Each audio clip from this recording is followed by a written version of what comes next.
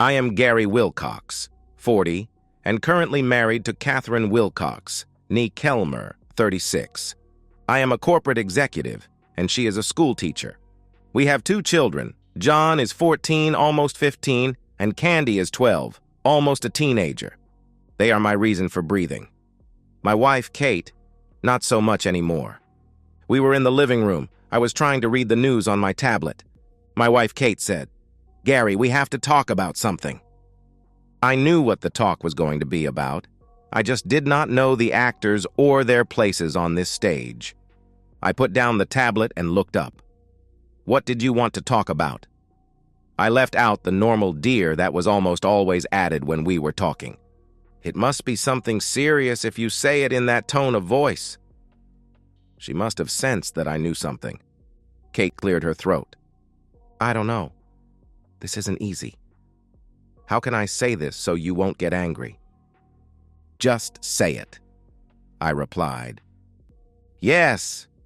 Well, I ran into Jack Simmons last month, and you know that I was dating him when we met. Anyway, I got to talking to him. Well, we got to talking and decided we were going to go to his hotel room. We were intimate, and we've been intimate at least once a week since then.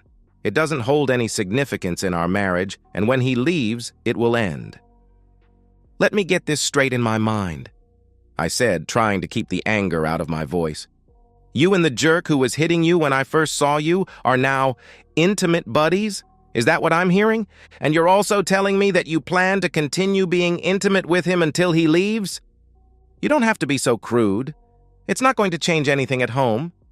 She seemed oblivious to my obvious attempts at controlling my anger. "That's probably true. You said you saw him first about a month ago? Well, the impact on our marriage started then. Because since then, every time I try to be initiate, you have found some excuse to turn me down. I am not even getting a mercy fuck. You have to have your head so far up your ass that you can't see that. I knew you were intimate around, almost as soon as you started. You changed overnight from a loving wife and mother to a cold, heartless bitch that started arguments with me and screamed at the kids for no reason. Didn't you wonder why the kids stopped asking you questions or even talking to you? Why do they go to their bedrooms as soon as they come home from school? Why they don't come out until dinner or until I come home? Did you think about any of those things? I was on a tear now. You understand that while I have acted like a wuss for almost all of our marriage, I was just attempting to please you. You have 2 choices now: get out of my house or eat shit and die. What's it going to be?" Kate had started crying about a third of the way through my tirade. When I gave her the ultimatum, she jerked back as if I had slapped her. "Why would I leave? You are here and the kids are here," she replied. "That's right, and we are going to stay here, but you are not. I may be a wuss, but I will not endure an unfaithful wife in my home. And if you fight me on custody when we get to court over the divorce, I will tell the court, your family, your friends, and the other teachers at your school all about you and the asshole. Now go start packing. I will go rent you a U-Haul. Oh, don't forget to leave the car and house keys, credit and ATM cards, and your engagement and wedding ring before you leave." "I am not leaving. I am just trying to be honest with you." She was practically hyperventilating now. "Listen, you are wrong on so many levels. The house is owned by my parents and both cars are in my name only. If you leave with one, I will report it stolen. I will not let you live with my children in a house with an abuser, whether it is physical, mental, or sexual abuse. The kids told me that you introduced them to the asshole, and the way he looked at Candy made her very afraid and uncomfortable. John wanted to step in front of her to protect her. If you fight for custody, I will have my lawyer put them on the stand. What's it going to be? Are you leaving or dying? It's your choice, but nothing in between." She was nearly hysterical now. "I don't want a divorce. I'll end it. I'll call him right now and tell him it's over. I'll do anything to make it up to you." "You finally got something right. It is over. Our marriage was over the first time you took asshole to bed. The custody was over when you had the gall to introduce your lover to our kids. Your happiness with me was over as soon as you decided that he was worth going to bed with. I got up, went to her purse, and dumped it on the kitchen counter. I took the house and car keys off of her key ring, opened her wallet, and removed the credit cards, the ATM card, and the health insurance ID card. Kate was still in the chair in the living room when I got done.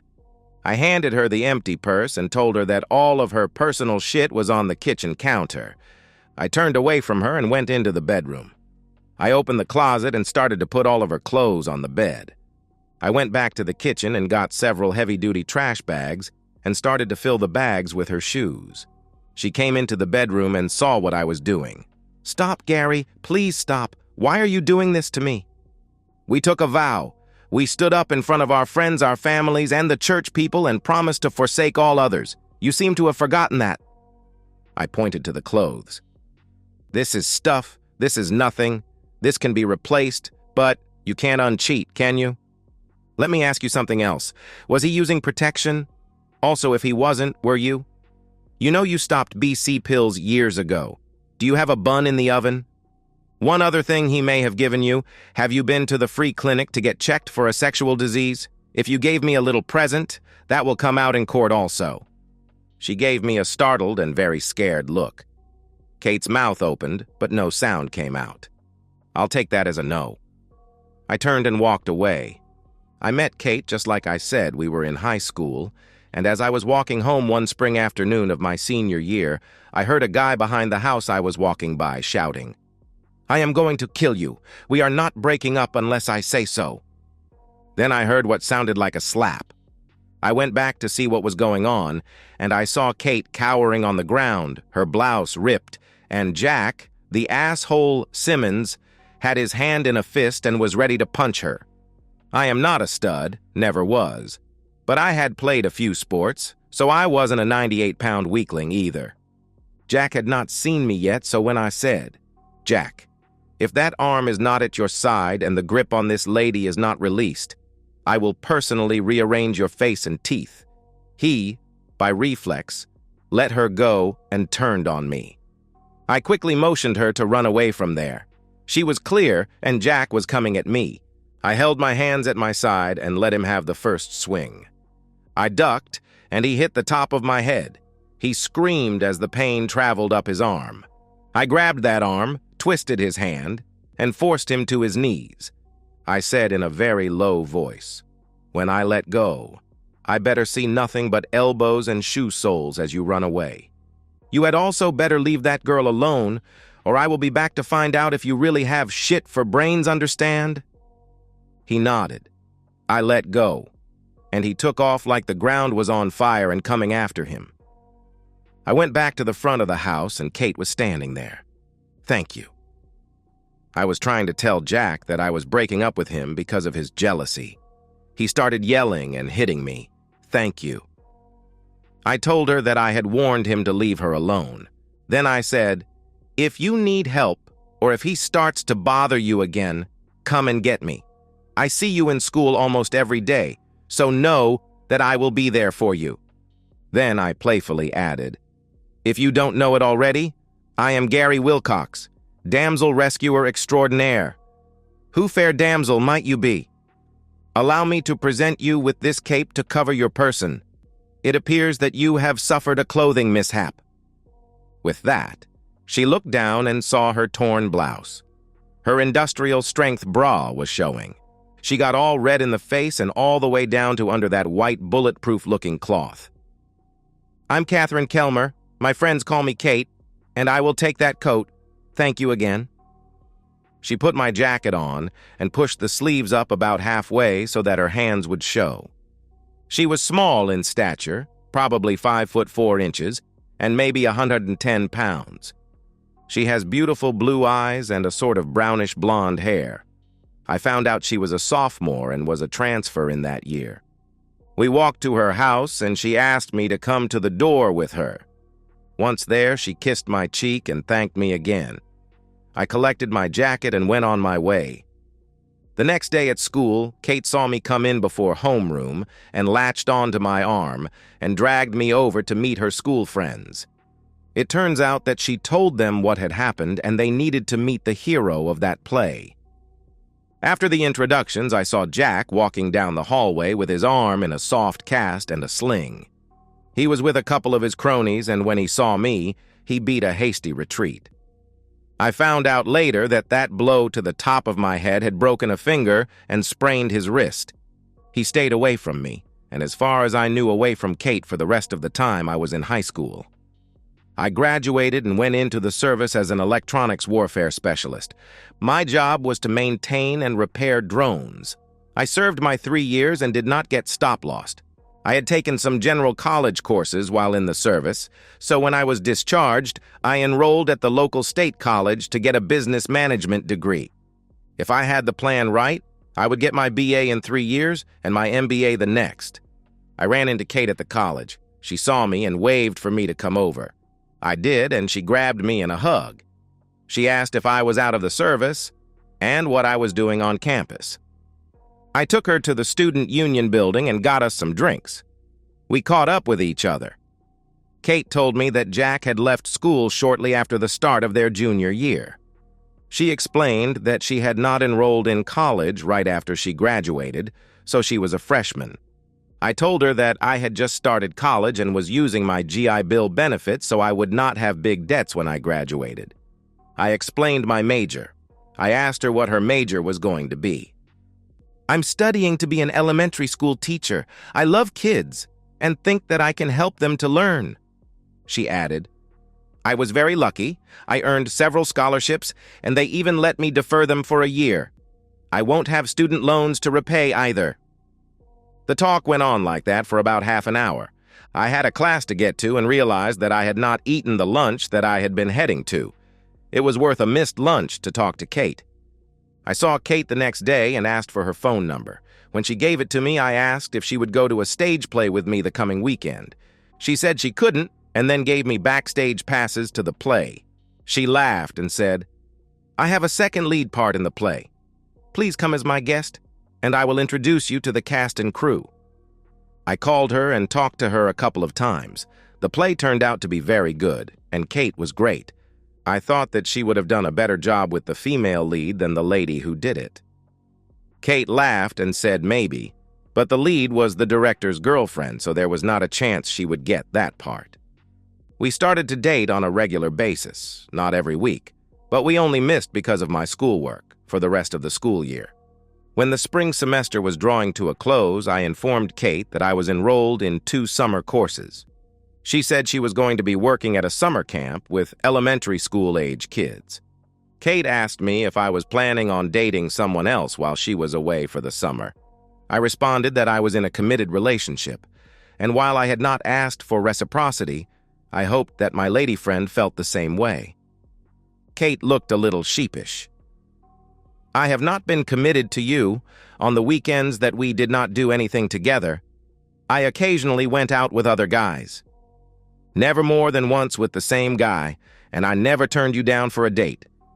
I did not think you wanted a commitment like that." "Okay, I guess I can understand that. The only time I did not ask you out was when I had to study for a test or work on a paper. I'm sorry I did not make myself clear. Let me ask you this. Do you want a committed relationship with me?" "I'm sorry, Gary, but I am not ready to do that. If I was, it would be with you," she replied.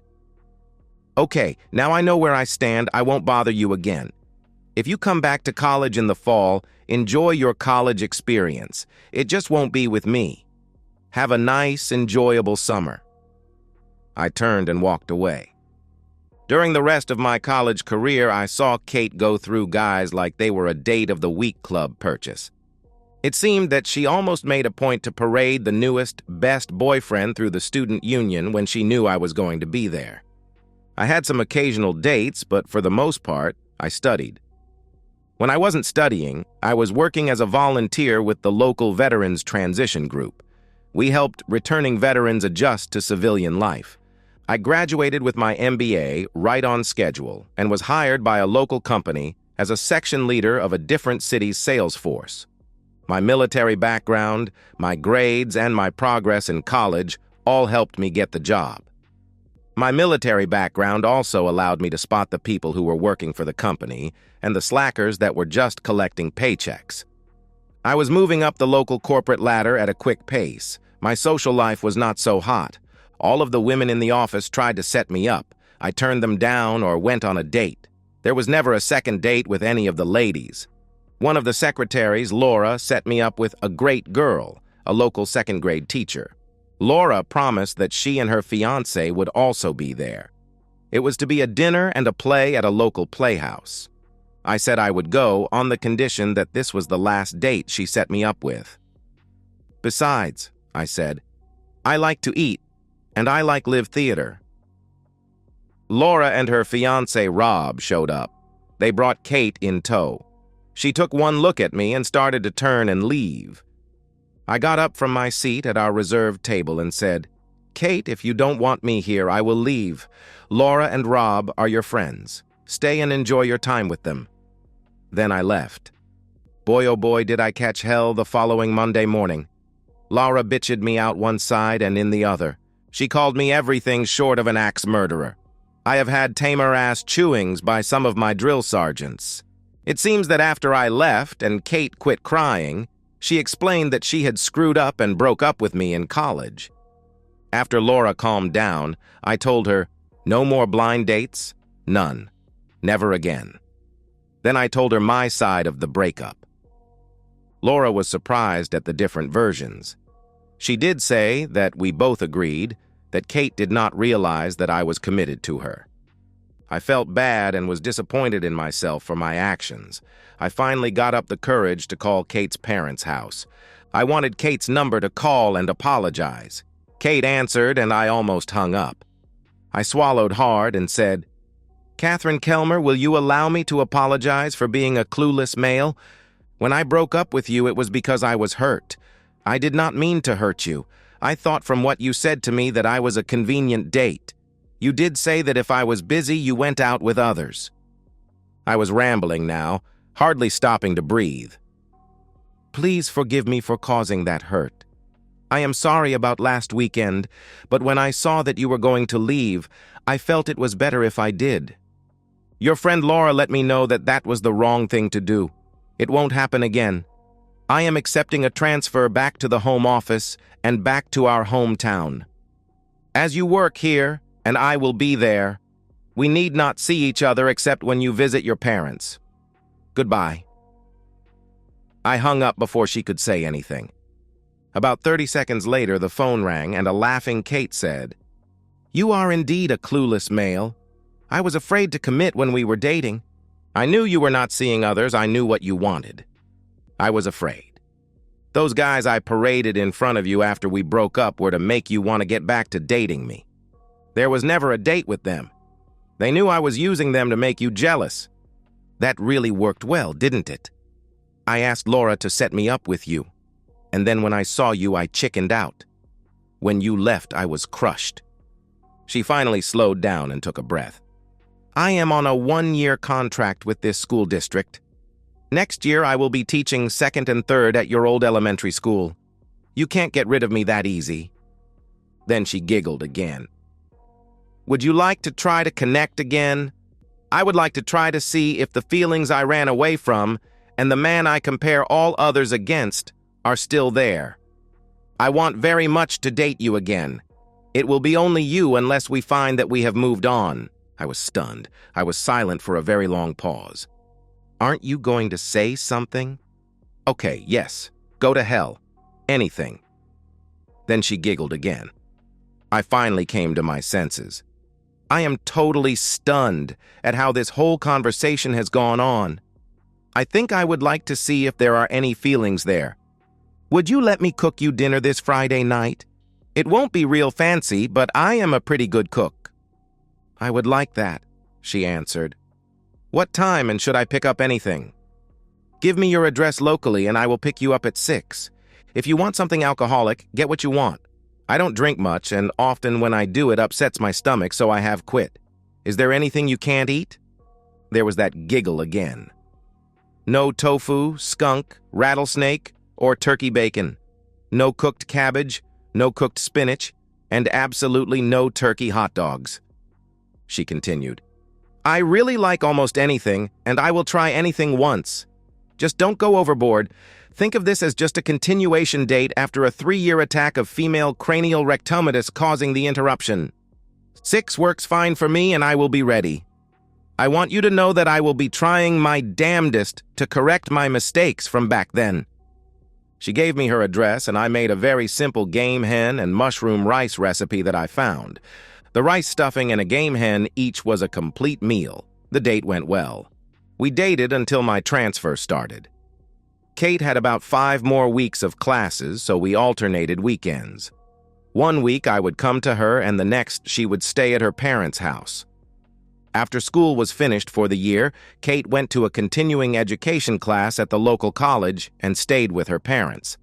My parents decided that they wanted to move to the ocean because Dad was retired. They wanted to give me their house, but because of the tax burden it would put on me, I suggested that I rent it until they are both gone. Then, if they still feel that way, they can leave it to me and not have a taxable event. They decided on a rent that was about 40% of what they could get from someone else who was not family. They agreed to come and visit often and said the rent would pay for the plane tickets. Kate and I dated for about 4 months. It was almost 4 nights a week, as well as Saturday afternoons and Sunday church. Kate's parents and I alternated Sunday dinners. They were amused that I could cook. They were also impressed with my personal habits. When I explained that I was renting this place, and I felt an obligation to keep it up as I was only using it, they were pleased and said so. I added that the military showed me that while cleanliness was not next to godliness, it made the sergeants very happy. I did not mention that the owners were my parents. At Christmas of that year, I asked Kate to marry me, and she said yes. We were married in Kate's church. A couple of Army buddies that I reconnected with through the outreach program stood up with me. We had a simple but delayed honeymoon. It did not occur until the school year was over. We went to a cabin in Michigan's Upper Peninsula. Kate wanted to hold off on starting a family, and I did not have a problem with it, but Murphy did. Kate got the flu, and something with the drugs messed up her BC pills. She got pregnant after a year of marriage. The timing was a couple of years early, but at least the baby would be born after the school year was over. John was born in late July. In spite of him not being planned, he was loved. Candy was planned and was born in mid-June, almost 2 years later. She was healthy, but the doctor noticed something with Kate and warned her not to get pregnant again.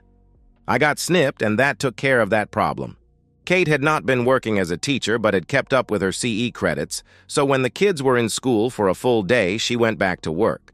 I was continuing up the hierarchy and was now an assistant vice president. My salary, bonuses, and stock options made us well off, and Kate was putting her salary into college funds for the kids. I promised her that I would continue the same or a larger amount if she decided to stop teaching. We managed all of the typical marriage and family crises. Skinned knees, stubbed toes, bee stings, an attack of poison ivy, John broke his arm, Candy was bullied at school one year. The worst crisis was when Candy was 10 and got sick and was hospitalized for almost 2 weeks. She had a scratch that got infected. The bug was an MRSA. The doctors told us we were very close to losing her. My wuss factor came in when it came to letting Kate have the final say in about 95% of the family decisions. She was, until asshole, very level-headed, and actually had harsher parental restrictions on the kids than I would have. She was not cruel or abusive, but the punishment was not something the kids could talk their way out of.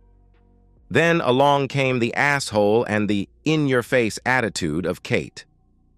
I really did not have a clue that we were having any problems. Then out of the blue, the sex disappeared into a black hole and the house became a battle zone. Kate did not realize that her confession was not a real surprise. The kids had told me of meeting Mom's friend, Mr. Simmons, and of Candy's reaction. I immediately had an investigator start keeping track of Kate, I had video, still photos, audio recordings, and a written report detailing times and places. There was no video or pictures of them being intimate, but the audio made it clear what was happening.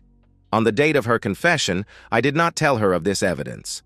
I finally relented and let Kate take one of the cars as long as the asshole never got in it. She went to her parents' house to stay. I had the investigator continue to track Kate and Jack. It seems that once Kate told Jack that I had kicked her out, he laughed at her and said his revenge on both of us was complete. He told Kate, "I only pursued you because you married Gary. You're a terrible partner. I get more pleasure from my right hand." That was the last time Jack saw Kate. It seems that the day after the investigator's weekly report of that conversation, 3 men beat Jack with steel batons and put him in the hospital. They told him that he was being punished for messing with a married woman and warned him to leave town. When released from the hospital, he disappeared. Kate tried to fight the divorce and refused to surrender custody. Well, I turned over all of the investigator's evidence, and the kids told of meeting her lover. The judge was not pleased. He informed Kate that if she did not voluntarily surrender custody, he would have her arrested for adultery. He went on to explain to her that in our state, adultery was a Class D felony, and she could be sentenced to a year and a day in prison. Also, if convicted, she would be banned from teaching forever. She caved. I asked the judge to allow visiting rights and court-approved trips with kids as long as she did not take them out of school or out of the state, and that the kids agreed. John stood up and told the judge, "It will be a cold day in hell before I will go anywhere with my used-to-be mother." Candy told the judge that she would go only if John went, so that put paid to and mother-child vacations. The divorce was granted, and Kate would only visit the kids at her parents' house. About a year after the divorce, Kate took a teaching job overseas, and we never heard from her again. I found an old friend, Laura, who had also moved up the corporate food chain, and when it was decided that I needed a personal assistant, she was my choice. She had never married. She found out that Rob was also engaged to a girl from his hometown and had gotten her pregnant. I had been very specific about Laura's personal life, as I had met her before I became her superior. I told the board that I did not want to have hire or fire or promotion control over her. I also insisted that the non-frat could not be used against us, as we had been friends for more than 16 years. I promised that at work we would be all business, and if there ever was a complaint from Laura about my behavior, I was the one to be disciplined, not her. One night about 18 months after my divorce was final, I asked Laura if she would have dinner with me away from work. She agreed. She told me the story of her broken engagement. She knew my marriage history. We went on to date for 8 months. I popped the question, and she said yes. We are now planning a wedding after John and Candy are out of school for the summer. John and Candy are both AP class seniors, as Candy was jumped a year. Laura and I decided that if they wanted, we would all 4 honeymoon in the U.S. Virgin Islands. They agreed. I am no longer a wuss. Now, when Laura puts her foot down, I make sure my foot is out of the way. And that's the end of today's story. If you enjoyed it, please give this video a thumbs up and drop a comment below. Your support helps the algorithm push my content further. If you're new to the channel, don't forget to hit that subscribe button. It really helps me keep creating more stories for you. Thanks for watching, and I'll see you in the next one.